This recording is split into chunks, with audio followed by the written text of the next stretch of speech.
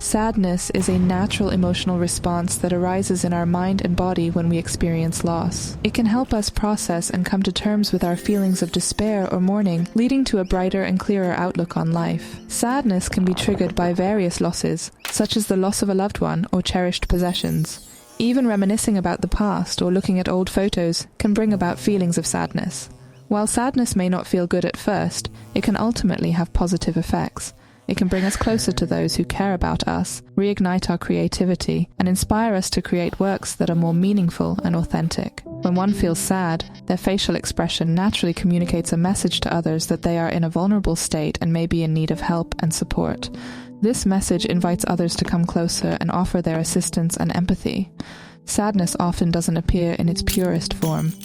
For instance, we might experience sadness in a situation, but since we don't have a clear memory of sadness, we immediately feel embarrassed or angry and fail to recognize that our primary emotion was sadness. Similarly, we might feel afraid or embarrassed in a situation, but feel sad about our embarrassment or anger. One way to identify sadness is by observing physical changes, such as a slowing heart rate and a drop in skin temperature. A sad person is often recognizable by the downturned corners of their lips and eyebrows. Sometimes our experience of sadness may be misregulated, meaning that it appears more or less intense than what is actually needed. If we experience less intensity of sadness than required, it suggests that we are uncomfortable with our own sadness and tend to suppress it. This may have been formed during childhood in response to parents who made us believe that emotions are not good or important.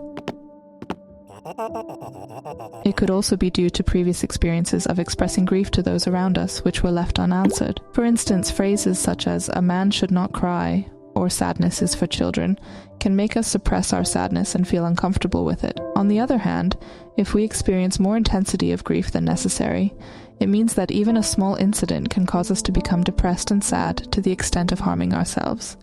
In this case, we say that the feeling of sadness is maladjusted and requires readjustment. Another issue that can arise with our sadness is its inconsistency with the situation at hand.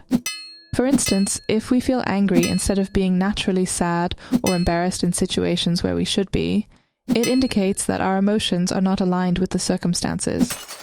In such cases, it is important to be honest with ourselves about our feelings.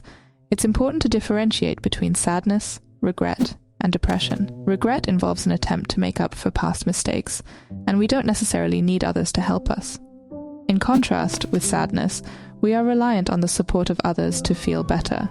Depression, on the other hand, can lead to a lack of interest in maintaining anything, and we may even want to harm ourselves and our accomplishments. However, when we experience sadness, we want to hold on to all the memories, both positive and negative, and not discard anything. To manage sadness, we must not mistake it for depression, and we shouldn't be afraid or ashamed of it. It's essential to let the feeling exist and not suppress it because sadness is considered a friend. If we ignore its message, it becomes chronic, leading to problems such as depression, insomnia, or physical pains like digestive and heart problems. The best way to cope with grief is to confide in friends who can support us and listen to our hearts without blame or judgment. Interestingly, sharing feelings like sadness or anxiety with others can decrease their intensity, whereas sharing feelings of happiness and hope can increase them. During sad moments, our thoughts may be filled with despair and feelings of separation. However, if we allow ourselves to feel sadness, it can motivate us to search for hope in new areas and create new opportunities for peace. It's crucial to remember that we need to be open to new ways to move on from the past and embrace a new life.